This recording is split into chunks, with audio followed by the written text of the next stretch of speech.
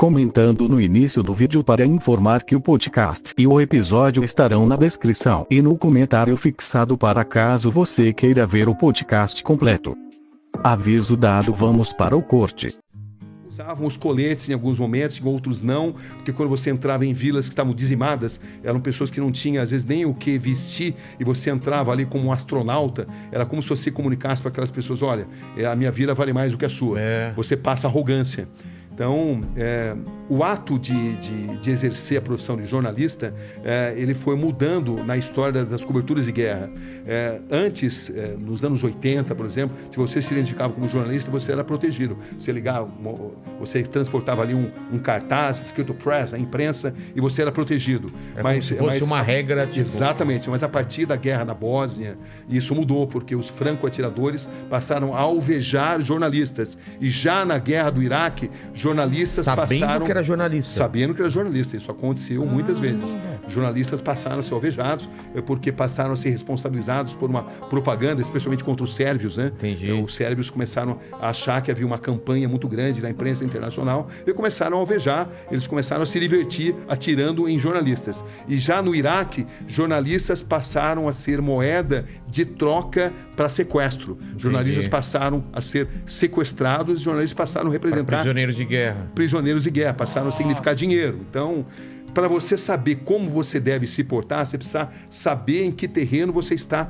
pisando. Em alguns lugares compensa você se identificar com um jornalista, em alguns lugares é fundamental você usar todo o aparato, colete, capacete, é importante, em outros não, porque você vai passar uma mensagem, se misturar, se infiltrar melhor. Então, o que vai determinar isso é o conhecimento do terreno. Entendi. Saber onde você está pisando. E da situação política que está acontecendo. Exatamente. Você me mostrou uma foto agora com uma roupa típica do Afeganistão. Um Perhan Turban. Isso você ganhou deles? Você compra? Isso eu comecei a fazer várias entrevistas logo na minha chegada. Tem foto pra gente mostrar? A gente mostra aqui essa foto que você me mostrou. Tem sim. Eu fiz inclusive, porque foi o seguinte, quando eu cheguei lá...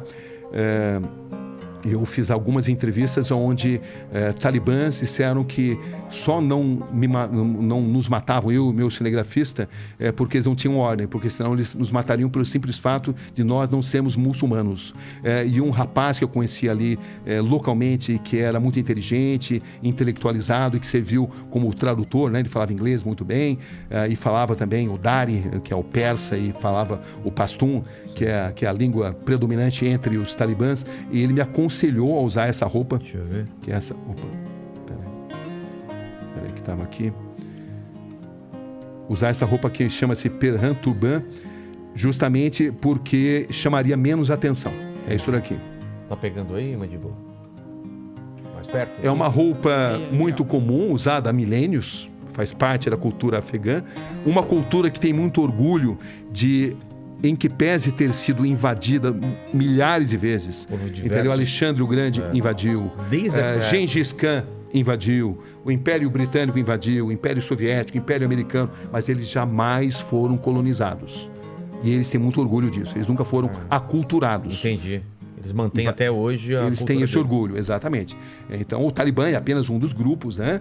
A gente não pode julgar afegãos apenas pelo Talibã e não pode não pode julgar o Talibã sob uma ótica maniqueísta. Temos que saber que o Talibã, eles têm uma visão tribal do Alcorão, uma parte, essa interpretação radical da Sharia, que é a lei islâmica, ela tem um peso muito forte dos usos e costumes tribais. E por isso que eles são tão radicais. Mas se você comparar o ISIS-K, que é uma vertente do Estado Islâmico, né? E que nasceu ali naquela região, e que hoje é o principal inimigo do Talibã, o ISIS-K é muito mais radical, porque o ISIS-K prega a formação de um grande Estado muçulmano, onde qualquer sociedade não muçulmana seja considerada inimiga. E deve ser eliminada. O Talibã já não. O Talibã já prega que um Estado Islâmico é dentro do território deles, entendeu? Então eles são, embora os dois sejam sunitas, tanto o ISIS-K quanto o Talibã sejam sunitas, eles têm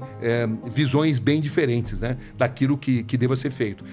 se você comparar com o ISIS-K, o Talibã é mais moderado. E o Talibã, de moderado, não tem nada. É só ver o que eles fazem com as mulheres, cerceiam os direitos das mulheres, a interpretação radical da Sharia, cortam as mãos daqueles não muçulmanos, dos que roubam. Todo ladrão vai ter a sua mão cortada. Entendeu? Quando o Talibã assume o poder, existe um fenômeno que acontece imediatamente, que é a queda de criminalidade comum. Porque pela interpretação da Sharia, pela implementação da Sharia. Espero que você tenha gostado do corte. E mais uma vez avisando que os créditos estarão na descrição e no comentário fixado. Até mais e fiquem bem.